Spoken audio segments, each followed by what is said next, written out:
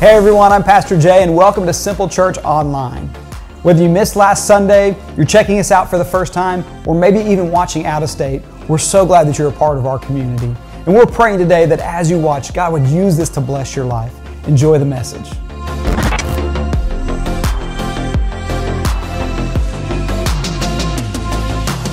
When we started discussing this series and kind of what's been on my heart for the church, that song just popped in my mind. It's a great Mumford & Sons song, and it's kind of like this, you see the wrestling with doubt and belief, and what is this all about? And so there's a lot going on in Christianity and just in our world right now. And there's a lot going around about this word deconstruction. And if you're not in the church world, maybe you've never heard of this idea of deconstruction, but so many people are walking through this, and as a pastor, I hear this all the time, that people are deconstructing from their faith, and see videos all the time about people walking through this, and preachers who are doing it, and worship leaders who are doing it, and it's all about this deconstructing from their faith. And so I felt this challenge in my heart about what do we believe? Why do we believe it? Why do we show up here on Sundays? Why do we have Bible apps on our phone? Why do we do any of the stuff that we do? And I feel like we're in a time and a culture when we don't know the answer to that. And there's a change that's happening in church, and there's a change that should be happening in the church to knowing why we believe what we believe. And so many people are walking away not just from churches because they've been hurt by people or by the church, but what happens is when they deconstruct, they walk away not from church and people, but from God. And God was wrapped up inside that church or that person who hurt them. And now, not only am I walking away from that building or that person, now God, I'm deconstructing from God. And so my hope and my goal in this series is that we can deconstruct our faith. There's so many people, so many churches who are coming out and they're talking about, oh, you can't deconstruct your faith, blah, blah. I think you should. Let me tell you why. Because if our faith is the same as it was when we were 8 years old, there's a problem. When I was 8 years old, I planned on being in the NBA. I just knew I was the next Michael Jordan, right? I now know that I'm not going to be in the NBA. Why? Because I'm older. I have more experience. I have more knowledge. I know that I had the skill. I just didn't get the opportunity. No, I'm just kidding, right? But we've got to grow up. We've got to learn. We've got to have knowledge. And some people push against this, and for a long time the church did. A long time the church said, science is bad. We can't let science tell us anything. And God's like, no, it's okay. Like, it's all going to point to me. It's cool. Like, you can let, but they're going to talk about the Big Bang. We can't have them do that. We got to stop all that. And the church is like, oh, the Big Bang proves there's a God. Okay, cool. We're cool with that. And so what I'm saying is we've got to be in a time and an age right now where we're thinking about why do we do the things that we do? Why do you believe? There's so many people who are walking away, not just from churches and not just from people, but they're walking away from God. And so my hope is that through this, whether you've been in a Christ follower for 25 years or you're an atheist, I want to have a conversation. What is the truth and how can we find it? Because at the basis of, regardless of what you believe, every human being is searching after those questions. All the pain, all the strife, all the things that we're going through centers around that question. What is truth and how can I find it? And the problem is we live in a world where people will say, well, there's no absolute truth. And I would say, is that absolutely true? You see the issue here is we present these arguments, but there's no basis for it. To say that there is no truth presents a truth. Do you see the problem? And so what I'm asking is that over these next weeks, and I have no idea how long this is going to be, I don't care. And for a long time, I've apologized about the way that I preach and that kind of stuff. I'm done apologizing. We are going to be a different kind of church, and not because we have it figured out, but because that's the goal that God has given us for this year. The goal of a church is to equip and challenge its people. It is not a place to come and sit and be comfortable and get a little dose of Jesus and then go out and live your life however you want to. It's not what it is. And I would say this, we are not creating Christ followers, we're creating church followers. That's why when people walk away from a church, they walk away from God, because it was never about God. It was about that church or that pastor and the way he preaches. Oh, but then he messed up, so now God's not real. We got to start from truth. What is the truth and how can I find it? That's the goal. And so I'm asking you to go on this journey with me. And for some people who are intellectual, you like some of this. If my nerds out there who love stats and that kind of thing, man, I love that kind of stuff. Some of you may not love that. But I'm telling you this right now. It is the job of every Christ follower to defend their faith. It is not the church's job. It is not the pastor's job. It is not my job to have your faith. It is your job to have your faith, whatever that is. And so I'm asking you to go on a journey with me. And I said last week, some people are going to like it, some people are going to leave. And I'm okay with that. I honestly am. I don't want anybody to leave this church. I love everybody here, and I hope that you stay. But more importantly, I want you to find the truth so it's at the core of who you are. So you don't just have to believe because, well, someone told me to or whatever the reason is, but because you have a strong, firm foundation for whatever that belief is. Find your truth. Challenge what people say. Churches, I don't know if you know this, don't always get it right. Pastors don't always get it right. Now, it hasn't happened here, but there's the potential. I'm not always going to get it right. I guarantee you I believe differently from you guys about a whole bunch of different things. I guarantee you 98 to 100% of you, I believe different from hell than you do, about hell than you do. And that's another conversation for another day. But what I'm saying is, it is your faith. Whatever you believe in. If you're an atheist, that's your faith. You're putting your faith in something, right? Your faith is in something. You have to choose what your faith is grounded in, and that's up to you. And so I want to go on this journey together, and I want to challenge ourselves, and I want to kind of cut to the core of who we are and get to the basis of what do you actually believe and why do you believe it? And so I want to talk first about why do we believe the things that we believe? And there's a philosopher named James Sire, and he came up with this belief table, and he goes around to colleges and kind of has these conversations about why we believe what we believe. And I want to go through this and kind of, again, I want you to get to the core of what you believe and where did this belief come from and what's the grounds for it and what's the basis for why you believe what you believe. And he says that there's typically 4 areas that your belief system falls in. There's 4 reasons why you believe what you believe. And I want to go through those today. And the first one is kind of at the ground floor. It's the sociological reasons. And so because of who your parents are, because of who your friends are, because of the society or the culture that you grow up in, that's why I have my belief. Most people, their parents go to church. They go to church because that's what their parents do. Or my parents don't believe in God, they don't go to church, so I don't go to church, right? That's kind of the basis of how it starts. And then you start to grow up and you start getting friends, and your friends really start, this is why it's so important, teenagers, to get the right kind of friends, because then they start influencing what you believe, right? You're going to hear from them, and they're going to have different backgrounds. And then you start getting in society and culture, and you kind of start seeing what the world means to you and some of those things. And then you kind of form depending on what you see in culture and maybe the area you grow up in. And that's kind of how you form those first beliefs. And that's kind of that's at the bottom level of belief.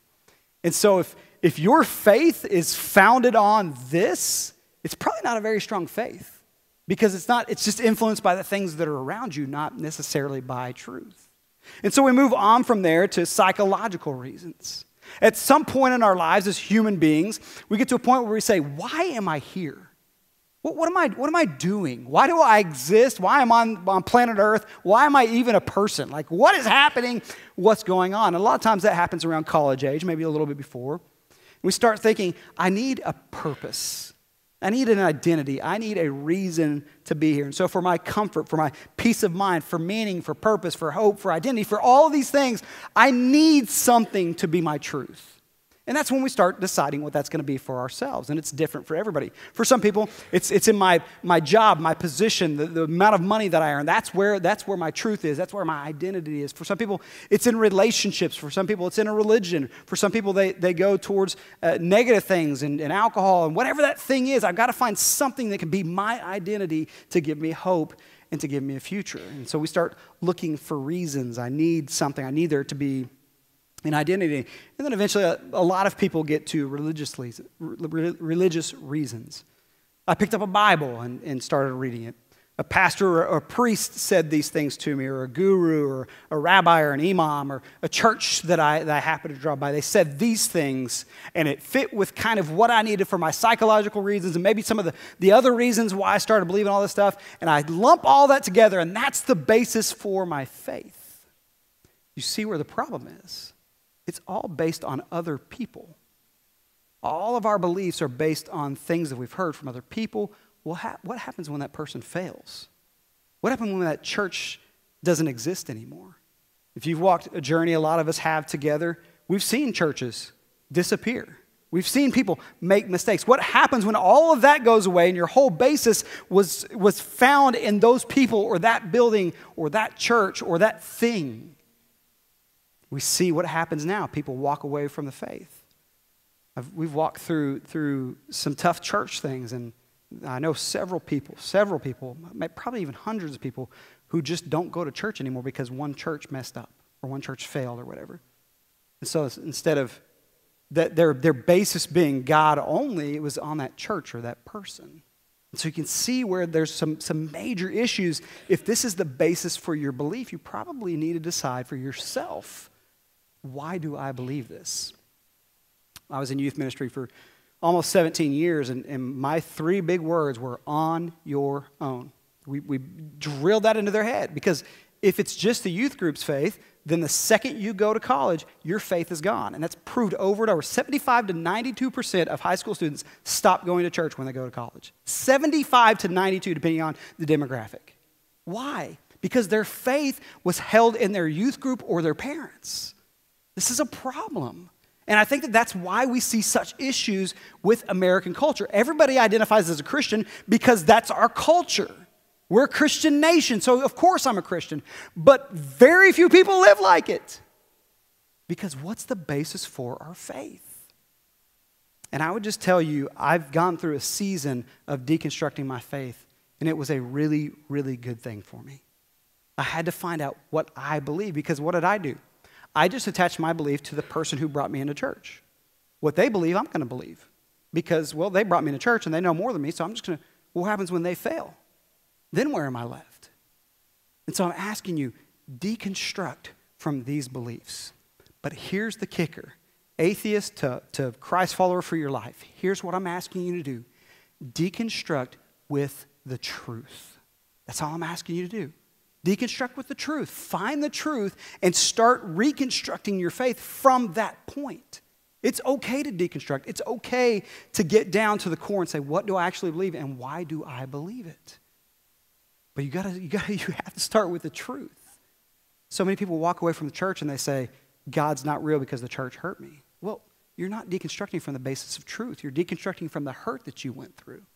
And you're at a really dangerous place to say there's no God because a church or a person hurt you. And so all I'm asking, those who may watch this online, maybe you got friends who are going to watch this, I'm just asking, find the truth. Challenge what you've been told. Challenge why you believe what you believe, and find the truth in that. Because there's a 4th category, and that's philosophical reasons. A lot of times we're like, oh, philosophy, that gets weird. No, it's actually a really good reasoning behind it.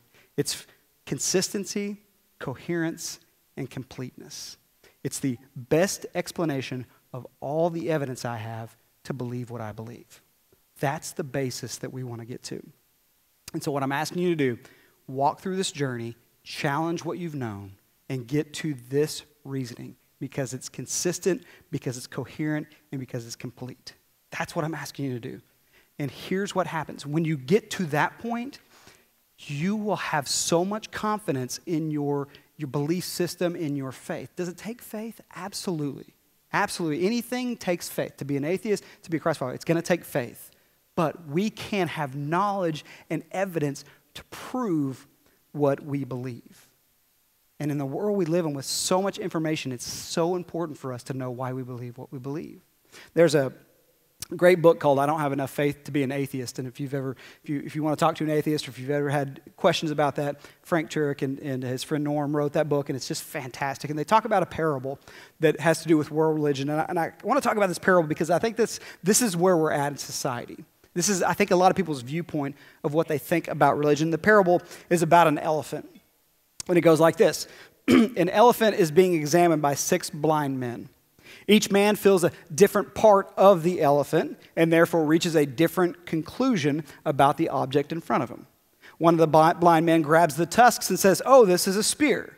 Another holds the trunk and says, "No, this is a snake." The one hugging the leg believes, "This is a tree." The blind man holding the tail thinks, "I have a rope." The one filling the ear believes, "No, this is a big fan." And the one leaning on the elephant's side is certain this is a wall. These blind men are said to represent world religions because each of them have concluded their own theory based upon what they have before them. And people will argue that there's no way one religion can be true because it's subjective, not objective. It's what's in front of you. It's where you grew up. It's these other circumstances. You can't know the truth. And now that seems pretty smart. And if you're just having coffee with somebody and they bring this up, you're going to be like, that's a pretty good parable. But I want to propose something. And I think that this is kind of the basis of where we're going with this. There's a really important question to ask about that parable. And it is, what is the perspective of the one telling the parable? The one telling the parable has all the information. They see the elephant. They see the blind man. They have an objective, sustainable, provable view of what's going on. So if there is something that has an objective, sustainable, provable view of what's happening, then we can have truth. And we can have what's right. Because if the blind men were able to see, then they would now have the same truth in the proof that's before them. And that's the goal of this series. What is the evidence and proof that lies before us? And so once again, let me reiterate this because this is going to be different than maybe a lot of stuff that you've walked through in church. I'm asking you to have an open mind for truth. I'm asking you to challenge what I say. I'm asking you to find for yourself, maybe for the first time, you've been in church for 25 years, for the first time, find out for yourself what you believe is true at the core of who you are. Not what a church believes, not what a pastor believes, not what your old experiences with churches or people were. What is the truth? That's what I'm asking you to find. I'm asking you to go past your childish faith. People are like, oh no, the Bible tells us to be childlike. Yeah, it tells you to be childlike, not childish. We got to grow up. Paul even says, you start out on milk, you should be at meat. You should be eating meat. You're not a baby anymore. And he says, so many of you still want milk. It's time to grow up. It's time to get past it. It's time to get past the things that you knew before and get to a greater knowledge of what's going on in the world. As I said, because I get this question all the time, or I get this argument all the time. Yes, it takes faith. We can't know everything. There's no way. We're finite beings. It takes faith to be a Christian. It takes faith to be a Muslim. It takes faith to be an atheist. There is faith involved in this, but there is evidence and there is proof out there for what we believe. If you met me for the first time, and Amanda, who's not here, my daughter had a volleyball game. It's okay if you miss church every once in a while, just so you know. But we did talk about her smoking habit last week, and now she's missing church. So y'all pray for her. She's going to see it. She's going to yell at me so much. Anyway, if you met us for the very first time and I said, this is my wife, Amanda, you would just believe that, right? Because most people don't lie about who their spouse is. That would be kind of weird. But we could also prove that she's my wife. How could you do that? Well, you would look around. Do we love each other? Do we spend time together? Do we hug on each other? Do we make out? Do we do all those things? Yeah, we do, son. Yeah, anyway. He's at that weird age where I just love messing around with him. So anyway, how do other people see us? Do other people confirm that we're spouses? If you hang around enough, you're going to see people that can confirm that. If you really couldn't believe it, that Amanda would actually marry me, you could go down to the courthouse and find the record that in 2001, August 4th, she indeed said yes for some crazy reason, that there is proof that we are married. You could go to our kids. You could get DNA samples. Are we the parents, right? There are ways that even though, yes, you can just believe it because I said it, there are ways for you to prove, to have evidence, logic, reason, science to know that fact to be true. And that's what I'm saying about Christianity and faith and all those things. Yes, there's a measure of faith, but there is logic and evidence and science that just proves what's true. Man. And for too long, the church has pushed against it and said, no, don't bring science into this. Don't bring your logic and reasoning into my faith. I'm like, no, you sound crazy. Logic and reasoning is just going to prove the existence of God. So let's go down that path. That's a much better path to go down. So let's prove why we believe what we believe. Why is this so important? And I'll kind of wrap up with this. Because any teaching, religious or otherwise, is worth trusting only if it points to the truth. It's not worth coming on Sunday mornings and hearing about a guy named Jesus if it's not pointing you to the truth. The same is true for a synagogue. The same is true for not believing in God. I mean, it's all true. It's not worth believing unless it's pointing you to the truth. And so that's the goal. The goal is not to be right. The goal is not to believe something that just because it feels good or it fills that need that I have to have identity. It's right because it's the truth. That's the goal. And it's important to have these conversations because many beliefs today are not supported by evidence, but instead by subjective preferences. Like, it feels good for me or it works for me and my family, so we're just going to do that. That's a dangerous place to be. Because if it's not founded in some kind of truth, then everybody just gets to choose what they want to do, and that's why where we're at in our world today. Because everybody's just kind of choosing what they believe. And then third, it's important to have these conversations because there's got to be a willingness to change subjective believing for objective truth. And so I'm asking you, change what needs to be changed in your faith and in your mind for the truth, for objective truth. If you can't challenge it, if you can't say no to it, then it's okay to believe in it. So go on this journey to figure this out. And again, I've been around long enough to know there's pushback from these people that are like, I don't like this intellectual bullcrap or whatever people say. I wouldn't say that because I'm on stage, so it'd be terrible for me to say. Let me just challenge the church with this. It is every Christ follower's job to defend the faith and to go out and help people to understand why we believe what we believe. And I'll tell you this, because the Bible says so, does not work. Now, we're going to talk about the Bible and all that, so don't get all, he doesn't believe in the Bible. No, calm down. There's got to be more to it than that. Let's say you go out to lunch with someone who doesn't believe. Well, the Bible says that Jesus is the way, the truth, and life. Well, I don't believe in the Bible. And you go, oh, well, that's all I had. What good is that? It is not the church's job to defend your faith. It's not the pastor's job to defend your faith. It is individually our job to defend our faith. Matter of fact, Peter says this in 1 Peter chapter 3, verse 15. This is what he says. Instead, talking to Christians, you must worship Christ as Lord of your life. And if someone asks about your hope as a believer, always be ready to explain it. Always be ready to explain it. And I'm sorry, but the explanation can't be, it just feels good. It's fun for me. I'm not going to hell, I think. Seriously, that's kind of how we treat it.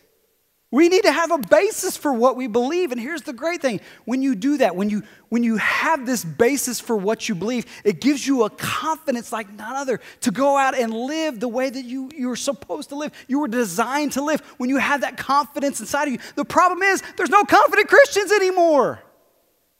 There's no confident Christians. I'm just telling you. I've been around the block long enough to call it like it is. We got to change. There's too many people sitting in pews and chairs right now all across the world where Matthew says, you get to heaven and he's going to say, sorry, I didn't know you. That was your parents' faith. You went to church because that's what you do in Oklahoma.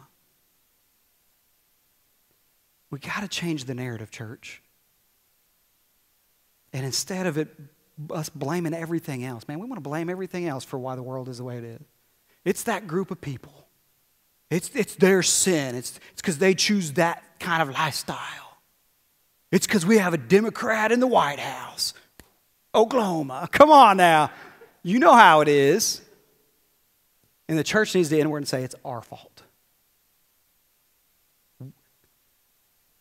we have a bunch of people who don't have a grounding in a faith and a belief to live the way they're supposed to live, and we're supposed to go out and change the world and bring that to other people, and we don't even have it ourselves. Now, welcome to 2022. This is the direction we're going. We're not going to come in here and kumbaya and then a bunch of people are going to go to hell because they never really knew Jesus. That's not my church. I'm sorry. That's not what God wanted. When I told God that I was going to start a church, first of all, I said no, because this is Tulsa. We don't need another church, God. And he goes, I'll tell you what we need. I'm like, okay, you're God. But he said, start the church and you stay focused on Jesus and don't worry about anything else. And so it's not, I'm telling you right now, it's not about building numbers. It's not about getting money. None of that stuff, man. None of that stuff is part of a church. I hope with everything in me that you come here and you find a family. Dude, that's so important to me. It has been for my family. It has been so important for us. So don't get me wrong. We're going to come here and do life together. We're going to celebrate together. But we're going to challenge. We're going to hold each other accountable. And we're going to equip each other for the world that we live in. And church is going to happen Monday through Saturday outside of these walls. We're going to come here on Sunday. We're going to celebrate what's been achieved throughout the week because your faith is so strong in Jesus that you can't help but tell other people about it. That's the goal. And so as I preach about these things and I get fired up about this, I'm not mad. I want more, man. I want to see Jesus be big in your life because I know the truth and the hope and the peace and the joy that will come from it. And I want to turn the tide about what people think of church. People hate church, man. I don't know if y'all know that. Most people do not like church. They're judgmental. They're bigots. They hate people. And they're mostly true. And it's time to turn the tide. It's time to change the narrative about church, that there are people who love their God and they love people because of how much they love their God. That's the narrative that I want. And so I hope you'll go on this journey with me. I hope that you'll walk this with me. And we're going to celebrate. And we're going to sing. We're going to do all the things. And we're going to do life together. And we're going to baptize people. But we're going to challenge each other. And that's okay.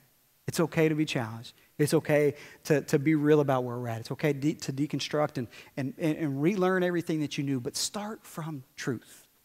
Start from truth. Find out what that is. And that's going to be our journey over the next few weeks to find out where can we find truth? Where's the evidence? Where's the logic? Where's the science? Where's the experience? Where's all of those things?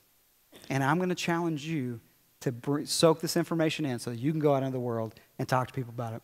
We're going to talk about the teleological argument. We're going to talk about the cosmological argument. We're going to talk about the law of morality. And y'all going to be out there just spitting facts, and I'm going to love it. That's what we're going to do. So it's going to be a little different, and that's okay. Different is good. We need to change. Something needs to change, and we're going to be a part of that. So I hope you'll go on this journey with me, man. I'm praying for you, for your family, and man, I'm just excited about it. So I'm going to be passionate up here. I'm going to yell a lot, and that's okay. We're going to see some crazy things happen. So are we on this journey? Okay. If you don't come back, I understand. A lot of places to go sit and just be and do nothing. So anyway. I should have stopped. I'm sorry.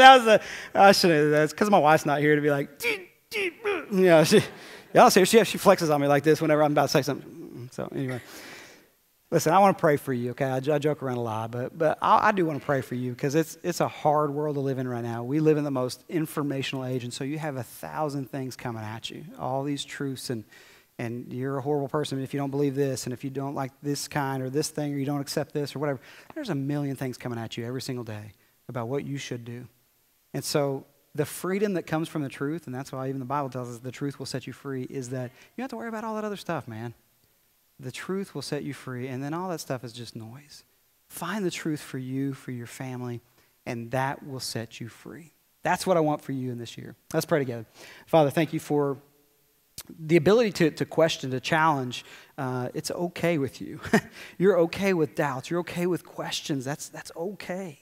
We can come to you with those things, and the church should emulate that. We should be a place that people can come and have questions and doubts, and we can lead them to the truth. That's the goal. That should be our goal. And so I'm praying for every single person in here, every single family in here, that over these weeks we can begin to kind of strip away everything on the surface, and we can get to the core of who we are, the core of what we believe, and start asking that question: what do I believe, and why do I believe it? And as we find that truth, and as we become confident in our faith, it will give us everything that we need to live this life. It'll give us the hope. It'll give us the joy. It'll give us the peace. It'll give us everything that we need to be confident in this world. And so I just pray that for every single Christ follower in here today. I pray for those who aren't Christ followers. I pray that they would just find the truth. That's what we're asking for them, that they would find the truth in their life. And so help us all to do that. Help us all to be searching after that, I pray. In Jesus' name, and everyone said. Once again, thank you for stopping by today. We'd love for you to be a part of our family at one of our services at 9 or 11 on Sunday. You can find out all of our information at simplechurchtulsa.com. And we'd love to pray for you any way we can, so please message us, and we hope you have a great week.